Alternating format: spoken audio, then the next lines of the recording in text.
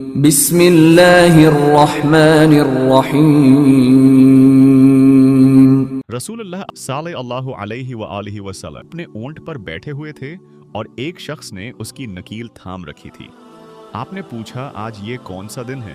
ہم خاموش رہے، حتیٰ کہ ہم سمجھے کہ آج کے دن کا آپ کوئی دوسرا نام اس کے نام کے علاوہ تجویز فرمائیں گے۔ پھر آپ نے فرمایا کیا آج قربانی کا دن نہیں ہے؟ ہم نے عرض کیا بے شک۔ اس کے بعد آپ نے فرمایا یہ کون سا مہینہ ہے؟ ہم اس پر بھی خاموش رہے اور یہی سمجھے کہ اس مہینے کا بھی آپ اس کے نام کے علاوہ کوئی دوسرا نام تجویز فرمائیں گے۔